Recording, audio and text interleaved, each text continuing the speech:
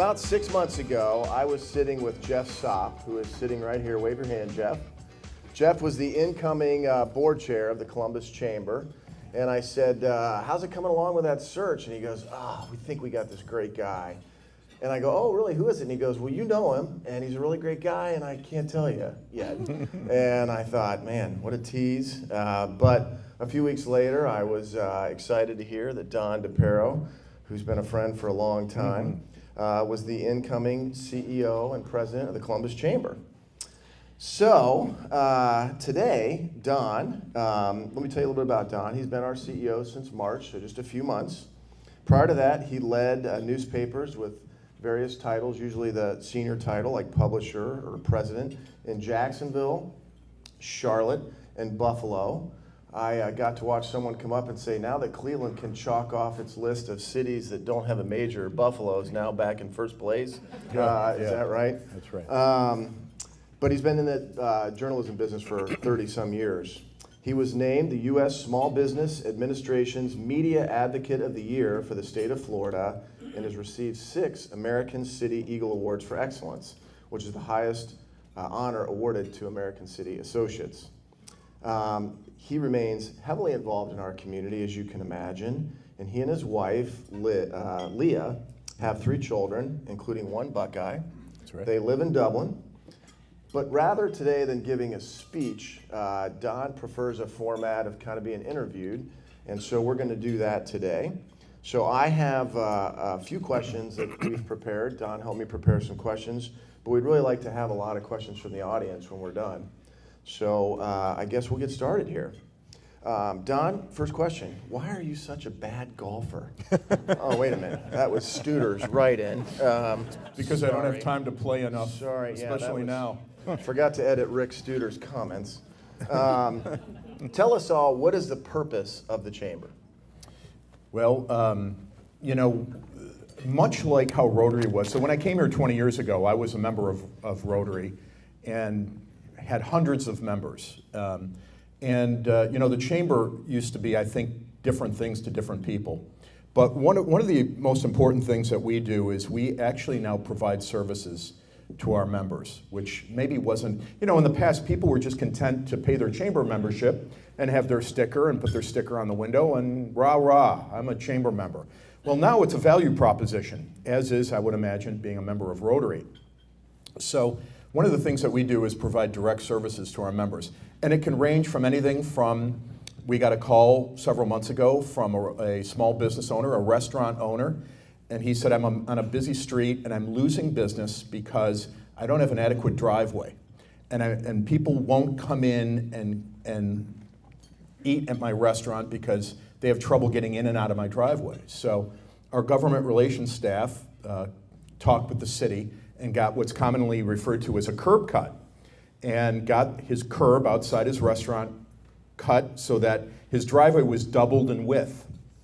And that's led to actually thousands of dollars in new business for this restaurant owner because now people can get in and out of his restaurant. We didn't charge him for that or anything of that nature, but we got a call from a large car dealership, which all of you know, they do a lot of advertising, and they said, we have a huge pothole outside our main entrance, and people think we planted it there because they're pulling out of our driveway in these $30,000, $40,000 cars and denting their wheels when they hit this huge pothole.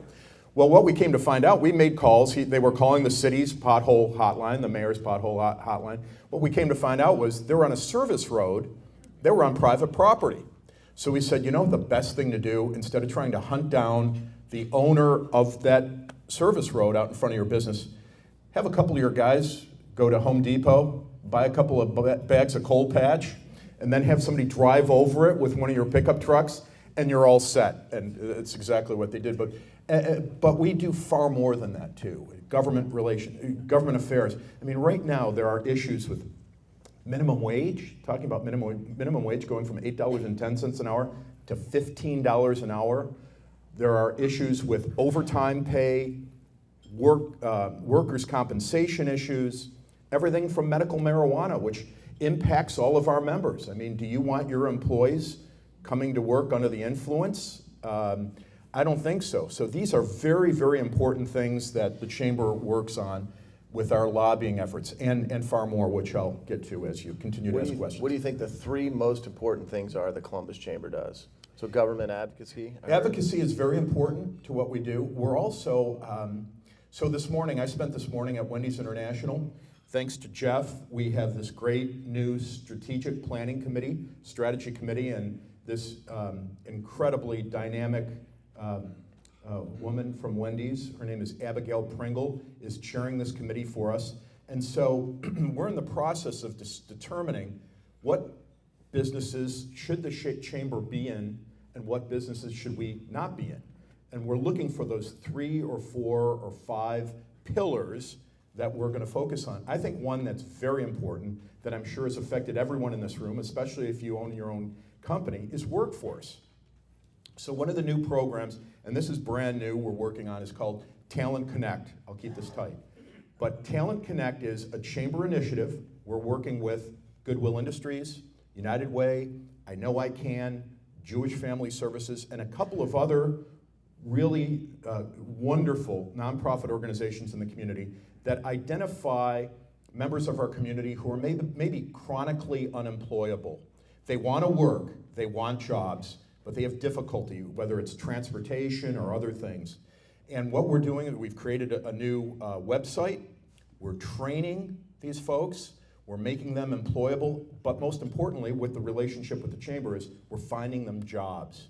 A lot of these people might be on public assistance. So we're taking folks off the rolls of public assistance, finding them meaningful employment, and putting them to work. That's important work. That sure is. Okay. How about you personally? How are you settling in at the Chamber? Tell us what that's like. Well, you've had one career for so long, and now you're doing something totally different. I was at the parent company of Business First for 32 years, so it's really interesting. I said in the first 60, 90 days that I was drinking from the fire hose, proverbially. Well, I'm starting to gain on the fire hose a little bit. It's not quite knocking me over, but it's been a lot of fun, very rewarding. Columbus is our home now. My wife and I originally are from Buffalo, New York, and which has now, I think, taken them over from Cleveland, is going the longest without having any type of world champion in any sport. But Columbus is our home. We've been here over 20 years. So my son graduated from Ohio State, my daughter graduated from OU, and we've got one more in school. But we just love it here. It's really become home to us. And this may sound overly altruistic, but part of it is we like to give back to the community a little bit, this community that has given us such a wonderful lifestyle and a wonderful place to live. And I think maybe if we can really get the Chamber focused and get it moving forward, might take a year or two, but I think it's a great opportunity. Good. I agree. Columbus is a great place to live. How about the Chamber? What's going on at the Chamber? Are we growing our membership? Are we partnering with all the other chambers? What's going on with our Columbus Chamber? So we are growing incrementally. We're growing our membership just over the last couple of months. We're focusing on it. I've got a couple of other ideas for that, sales ideas. We have to build. A Chamber of Commerce shouldn't be a fully sales-driven organization, but we need to be more focused on sales and development. And I think the better we serve our members and we create a better value proposition, the easier it'll be to attract members. We have these great affinity programs, and I know our marketing director, Delara Casey's in the back. Wave, Delara, big wave, big wave. And she's got a tough job because she's got to market this organization that does all these different things. One of the things we have are these great affinity programs. We work with CareWorks and CareWorks Comp to provide low-cost, deep discounted workers' compensation insurance to our members. For a lot of our members, the $1,390 membership fee, or depending on the level you're at, is worth it because they're saving $2,000 or $3,000 or $4,000 on their workers' comp insurance. Mm-hmm. So they're getting a better deal by joining the Chamber than they would on their own. We're working with Medical Mutual of Ohio. We're actually going to, and this is in the works, but we're going to join forces with the Cleveland Chamber and the Toledo Chamber and probably one or two other large metro chambers around the state. But when you have tens of thousands of members who employ hundreds of thousands of people, you could really lower your health insurance costs. So, and that's a big question for all of us as we see double-digit increases in our health insurance that we're trying to provide to our employees. So that's real value. If you could save hundreds of dollars for each of your employees and thousands of dollars for yourself by providing low-cost insurance, health insurance, there's real value in that. We're doing other things. We're working with AEP Energy to offer low-cost electric rates, low-cost natural gas rates, not only to our companies, but to all of their associates. So they'll be able to sign up for these programs too. So these are just some of the things that we're working on right now to try to increase the value of your chamber membership. I get called on once a year by my chamber rep, and I got a new rep a couple years ago. She came and introduced herself to me, and she said, Mr. Schoedinger, I see you don't really use a lot of the services of the chamber. And I said, well, we're the largest funeral home in the state. We get our health insurance here. We get our workers' comp. We're in other professional pools. And she said, I'd really like to leave here with a homework assignment that I can add more value to you at the chamber. And I sat there and I thought, wow, what can I ask her to do for me? And I said, you know what? I buy a lot of gasoline. I have a lot of cars.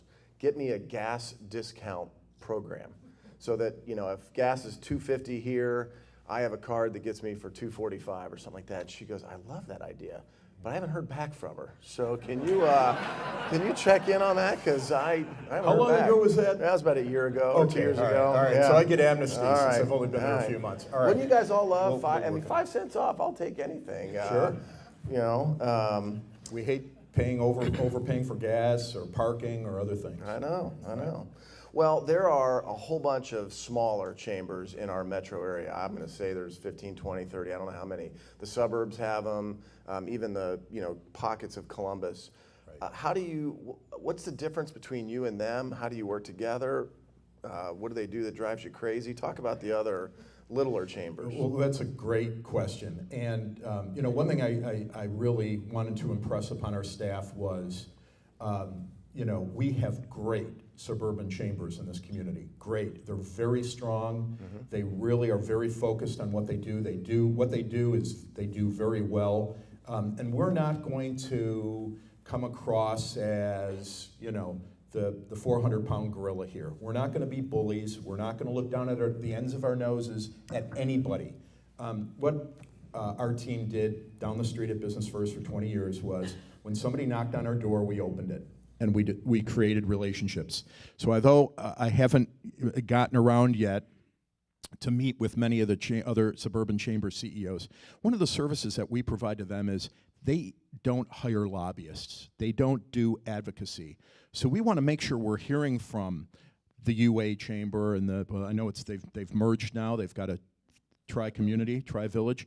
We've got Dublin and so many communities have great chambers. We want to make sure we're hearing from them before we go out and lobby with respect to minimum wage or workers' compensation or unemployment insurance or overtime pay or whatever it is. So we can really help represent all of Central Ohio because they don't have their own government advocacy people, which we're working on right now. Okay. Continuing the theme of partnering, the Columbus Partnership and Columbus 2020 get a lot of publicity for all that they're doing. How are you working with them? What are you doing to make things better for all of them? Well, we share. We all live together on the second floor of the old Lazarus building, which was renovated 8-10 years ago, and it's really cool space. We have separate yet similar missions in some ways. The partnership has 55 members, and I know they're growing, but they focus on the largest employers in Central Ohio. I call them the billion-dollar companies. If you're a billion-dollar company, you're probably going to be approached to join the partnership. Columbus 2020 is really focused on economic development, bringing folks into town. And in fact, Kenny McDonald is probably tired of me stopping into his office as much. We can see each other from our offices. But what I want him to do is to have enough confidence in the chamber so that when he lands a new company, brings them in, then he hands it over to the chamber and says, okay, you service these guys. If they want to go out and meet somebody, there's a CEO, or they find that there's a company in town who could provide services to them, you guys make the connection on their behalf. So that's how we complement each other. You know, we have over 1,300 members, which is down from what it used to be, but it's still very, very powerful, very powerful. Our power, our affluence is in that core membership of small and mid-sized companies and large companies that we represent. Okay. So 30 years being a publisher and so forth, 3 months being CEO of a chamber. What's the difference? You know, that's a great question. I thought I was going to find more. You wrote that question. That's Oh, why okay. That's a great question. You wrote that. I knew he was gonna zing me somewhere along the line here. There are fewer similarities than I thought there would be. I thought because I had created all these relationships throughout the community over the last 20 years or so, I thought I was going to be able to carry a lot of those over. One thing we did not get involved in, and we were encouraged to not get involved with was the government aspects of the community. We stayed very apolitical. Those business publications stay very, very apolitical. That's changed. I've been out meeting all of our elected officials and spending as much time in that capacity as I can, because so much of what we do is tied to the advocacy aspect. I have to have relationships with those folks, and we have to have strong relationships. In fact, we're going to be hiring 2 new advocacy folks, and I'm really excited about that in the coming weeks and months. Wow. Okay. So here's one of my favorite questions. What keeps you up at night? When you're laying in bed at 4 in the morning and you can't fall back asleep, what's bothering you? What's getting at you for as far as the chamber? Not I don't want to hear about your personal life or anything like that. Just the business part. I did not write that question, so he wrote that question. It's a great question too. I'm trying not to feel a little overwhelmed because there's so much to do.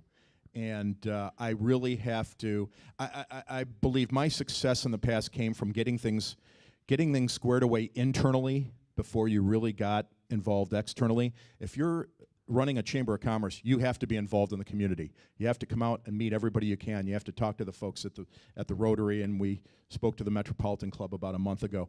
But I've got to balance that with getting things squared away. We have 5 job openings right now at the Chamber. So I have to, if you're looking for a job, want to work for a great organization, let me know across the board. So I really have to make sure that I can balance that, refocus, and really focus on what's important internally at the chamber, because until I get the team in place and we get everybody on board, you know, we won't be able to resolve some of the issues that we're facing. How about working for a board now? I mean, I don't know who your bosses were in the past. You probably had a boss, maybe a couple. Now, am I right? You have like 35 bosses, or yeah. Jeff, What are we? 37 at full steam? 34. Okay. All right. That's interesting. Not only over the last 25 years, my boss hasn't even been located in the same city I'm at. Right. But it's like anything else. Some of our board members are very, very active, very involved. You hear from them on a regular basis, and many are not. So, you know, it's like anything else, Mike. You have to be a communicator. You have to communicate with them on a regular basis. Mm-hmm. You got to let them know what you're doing. You got to let them know what you're up to. I've just going to all our committee meetings is quite a chore. We have a lot of great. If you were going to ask me what are you most impressed about with the chamber, which I did not write that down as a question for you. Pencil that in. Okay. It's the level of the volunteer efforts in this community. There are still a lot of people who love the Chamber of Commerce and see how vital it is, how necessary it is, how important it is as part of the community, and they're really involved. I mean, deeply involved. You know, I'll see one of my board members. Last week, I went to breakfast, lunch, and an afternoon meeting with Catherine Lang Klein from Portfolio Creative, and I said, you're actually going to more chamber meetings today than I am. I don't know how you're doing it, but people are really, really passionate about what's going on, and they want a strong, vibrant, independent chamber, and that's what we're going to work towards. Okay. How about the Columbus Chamber compared to the other big metro chambers around the United States? Or I mean, wherever we go, is it like, oh, there's Don, he's CEO of Columbus Chamber? Or is it never, which Columbus is that? Is that Columbus, I mean, where are we in the big picture of chambers? I think this community over the last 10 years has made great strides in the amount of recognition it gets on a national basis. I really do. I'm picking out certain cities where what I did was I called my colleagues, other publishers around the country, to find out what communities have really strong chambers that also have a separate economic development effort and maybe something like the partnership. I've developed a good relationship with the CEO of the Cincinnati Chamber, who also came from the private sector. She's an attorney. And they have a partnership in Cincinnati and an economic development organization and kind of a junior partnership. CEOs of companies ranging from like $200 million to $500 million. So they're very divided up in how they approach things. So she's got a lot of challenges on her hands. And it's not dissimilar. It's not dissimilar to the Rotary. I mean, trying to keep members is a challenge. Showing that value proposition is a challenge. How do we approach things? I'll know a lot more in August because we'll all be in Savannah, Georgia this year for our big annual meeting of all the chamber CEOs. So I wonder if there was a... Yeah. Good. So why did you take this job? I mean, you've been doing what you've been doing. You were good at it. This is a total change. Why'd you take the job? The pay? I didn't write that, did I? The pay? That guy did a heck of a sales job on me right there. I think I alluded to this a little bit earlier. I'm going to be 58 in a couple of months. I wanted to do one. I wrote for my elementary school newspaper starting in 6th grade. I kind of had an idea what I wanted to do with my life. But I really had this incredible urge to do one other thing before I packed it in. And this is great. I can take a lot of the similar skill sets that I used as publisher to being, CEO of the chamber. I'm still very involved in the community. It's a very public position, which I'm kind of accustomed to. And I can give back. And again, I don't mean to sound overly altruistic, but if we can make the chamber what it was and restore the luster and make it a great community organization where we're continuing to drive Columbus forward, that's what we need to be doing. So if I can contribute in some small way, then we'll have accomplished something. Great. All right, we've got about 10 minutes left here, and I wanted to see who had questions. I see Hugo here. Hi, welcome back. As a journalist, you're always trying to pull back the curtain and look behind the scenes, and now you are behind the scenes. Are you able to help keep that curtain open for the rest of us? I'll repeat the question for those that can't hear on the TV. So as a journalist, you are used to peeling back the curtain, and now you are behind the curtain. What was the rest of the question? Is he able to take his skills and pull it back for the rest of us? You lost me when you got behind the curtain. That's why I couldn't remember the end of the question there. But yes. That's really an interesting question because, man, in just a few months, did I learn a lot about what's really happening in the community and can't do anything about it anymore. Well, I can, but behind the scenes. This is a very interesting community. It's a small town with feeling a lot of the growing pains of becoming a metropolitan city, which it is.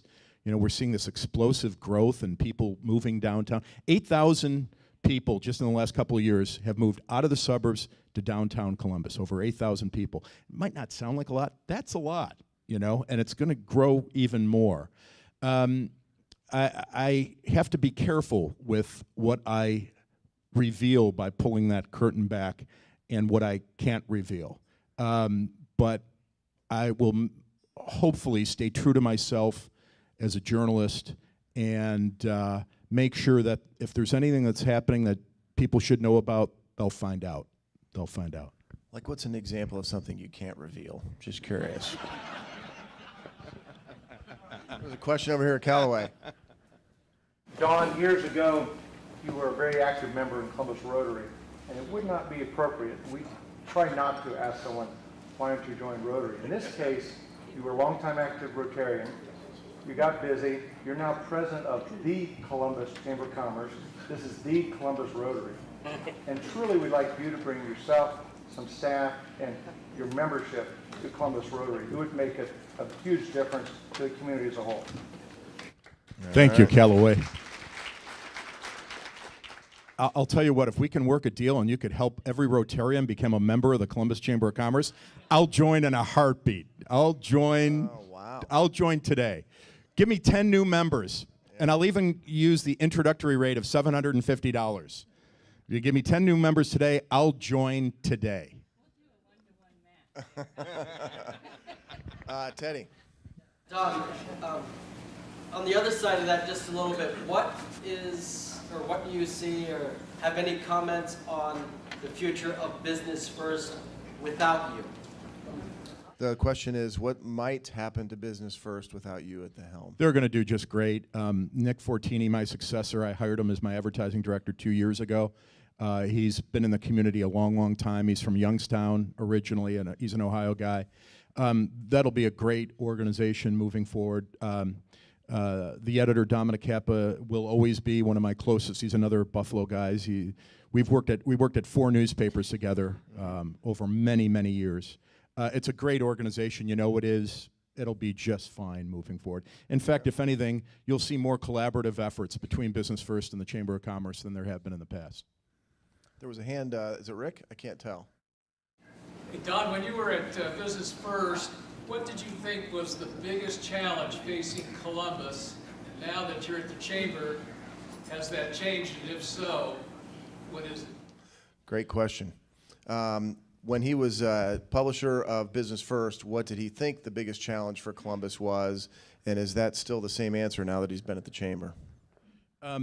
You know, I think in many ways it is, and it's how do you transform a really wonderful community into a metropolitan community without losing its livability? And by that, I don't know if we should aspire, like, for years we've been saying by somebody might have to help me, by 2040, so it's 2016, by 2040, we're going to add 500,000 residents to our community. Now we're saying 1 million. Now we're saying 1 million. We've caught fire in economic development and as a community and a place to live. Ohio State, for many other reasons, the state capital. If we're going to add 1 million people, so we just topped 2 million, right, in the region. If we're going to add 1 million people, how do we do that while maintaining the type of lifestyle that we've all grown accustomed to? Sure, we have a commute. Sure, we have a rush hour. But how do we, still keep the ability to drive 20 miles every morning from Westerville or Dublin or New Albany to downtown without it taking an hour and a half? Without maintaining just a great, livable community where there's plenty to do, plenty to see, a strong arts community, sports, other activities, festivals, without overwhelming the infrastructure of our community. I think that's really important. One of the real attractions, if you look at the Buffalo, New York, Jacksonville, Florida, Charlotte, North Carolina, Columbus, Ohio, the 4 cities I've lived are all considered second-tier cities, but they're very livable. Very livable, and I think we have to work hard to maintain that. Once we get to the point where people are commuting for 1 hour and 15 minutes, it will not be the same. We'll not be able to maintain the same sense of community that we've enjoyed in the past. I don't know if, Rick, that fully answers your question, but. Rick, we had our program. To the question you just posed. How do you do that? You manage your growth. You manage your growth. 1-2% growth a year is fine. It's great. I also conversely believe that if you're not growing your community, you're dying. So you need to be growing, but you have to have manageable growth because infrastructure. So I lived in Charlotte North Carolina, from 1985 to 91, 5 years roughly, and they had a mayor. Charlotte, North Carolina had a mayor between the years of 72 and 80, 2 terms, who ran on a no-growth platform. He didn't want Midwesterners moving down to Charlotte. He didn't want Northeasterners moving down to Charlotte. So he vetoed every road and highway bill that they had. The commutes in that city are horrible, horrible. My friends who still live there say, every year we add 5 minutes to our commute because the infrastructure can't keep up. You know, they finally got around to building an outer belt. So what we have to do is, if we have manageable growth, 1%, 2%, 3% a year, we can continue with the infrastructure. It's good being the state capital because then you've got legislators driving in from all over the state. They don't want to be encumbered by difficult commutes. So you have a tendency to get more tax dollars for highway and road bridge projects, which is an advantage for this community, and grow at a rate in which we can absorb those new residents and still maintain this wonderful quality of life that we do all enjoy here. To address the commute thing, we had our program committee before our meeting to plan future programs, and one of the topics that we're trying to find a good speaker on is these self-driving cars, so that as the commute does become worse and worse, you can be working because you're not driving. And I thought this is something out in the future. I played golf last week with a friend whose son, who goes to Miami of Ohio, is an engineer, and his internship this summer is at ODOT, and ODOT is already starting the process of redoing our roads to accommodate driverless cars now. And I thought, wow, what are they doing? I don't know the answer because I haven't talked to the son yet, but I mean, right now, ODOT is planning for cars. And we're really fortunate to have Honda right here because they're one of the most progressive, forward-thinking automakers in the world. And they've really got their act together as a company, and we're really, really fortunate to have Honda of America here in Central Ohio. We have time for a couple. We got 2 more questions over here. I want to issue a challenge, Don. This is a hard one. We had a speaker some time ago talking about the parts of this city that were once alive and vibrant that are now dead or decaying or troubled. My challenge to you is, how can the chamber take a role in bringing together other organizations to rejuvenate those? Small businesses are forming all over the place. If you can break through and get into one of those neighborhoods with several small businesses, all of a sudden employment occurs, activity occurs, and the neighborhoods that are otherwise not in very good shape become alive again. Clintonville is doing. So our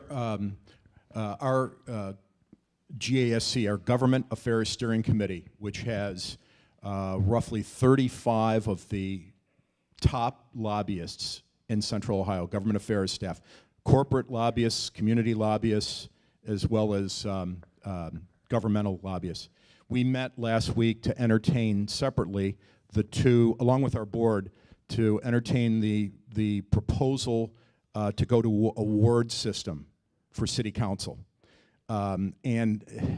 This is a really controversial matter. But the advocates of the ward system say that we have neighborhoods in our community that are being left behind. And if we can get council members to represent that ward, that neighborhood, that community, they'll be better advocates to the rest of the community as to the plight of what's going on in those areas. So there's something to be said about that. However, you know, many of us have lived in other communities. Cleveland has a district award system, I believe, where that can become very divisive, and people become very parochial. They don't want to work with others. They think that they can elect mayors because they control the voters in their district so closely. So there has to be a balance to that sort of thing. But you're right. I think for 16 years, Mayor Coleman did a great job of focusing on the neighborhoods in our community. I think Mayor Ginther will do the same thing, and what you're going to have to see is incremental development in those communities, where we embrace the residents of neighborhoods that are less advantaged than others and bring them up gradually. We see a lot of new businesses starting up, and you're right, in many of the more repressed neighborhoods in our community, and that's critical because they'll create jobs, put people to work, and really improve the quality of life in those neighborhoods. Well, Don, I think we're running out of time here. Nelson. Nelson will maybe get you privately up here afterwards. I just want to say thank you for coming to Columbus Rotary. Thanks so much. I'll talk to you about corporate membership here in a minute. But anyway, Thanks, nice Michael. having you here. Great seeing you. Don, we have a small token for you. a donation to our foundation on your behalf. Thank you very much for joining us. All right. This is the last time. Everybody say it with me. Ready? Be a Rotarian all week long.